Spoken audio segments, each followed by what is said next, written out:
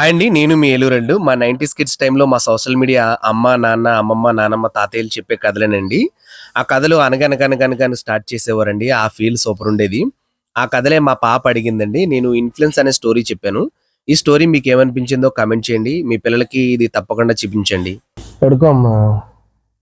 Daddy ఉమ్, చిన్నప్పుడు ఉమ్, నీకు తాతయ్య నాని కథలు చెప్పేవారంట కదా, ఉమ్. నాకు చెప్పచ్చు కదడి.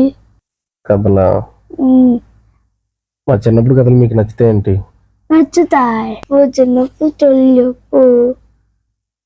సరే అయితే.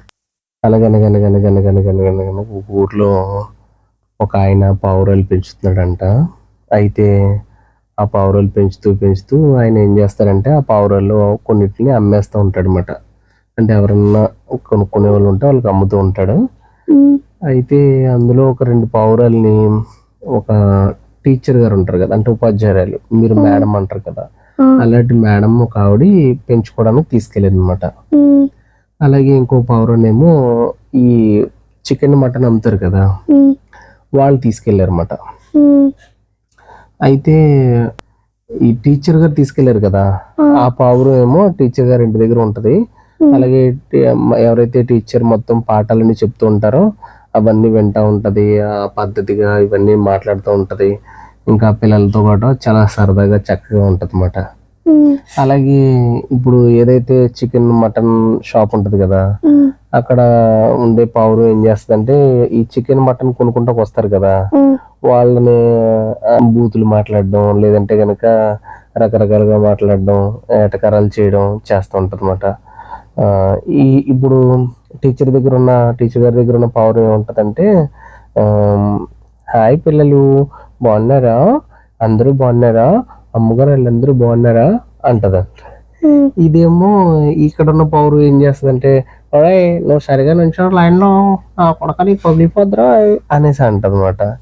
అయితే ఒక రోజు టీచర్ దగ్గర ఉన్న పౌరం ఏమో వెళ్ళి పువ్వులు కాయలు కోసుకొని వస్తుంది.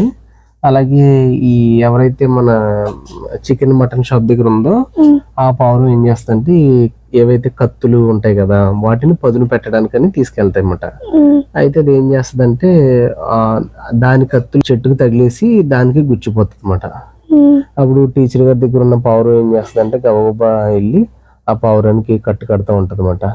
అయితే అప్పుడు ఈ పావురం ఉంటది, ఎవడరా నువ్వు, నాకు కట్టేం కట్టద్దు, నాకు ఈ అలవాటే, నాకు గుచ్చుకుంటూ ఉంటది అత్తమని మామూలు అనేసి అంటది అనమాట.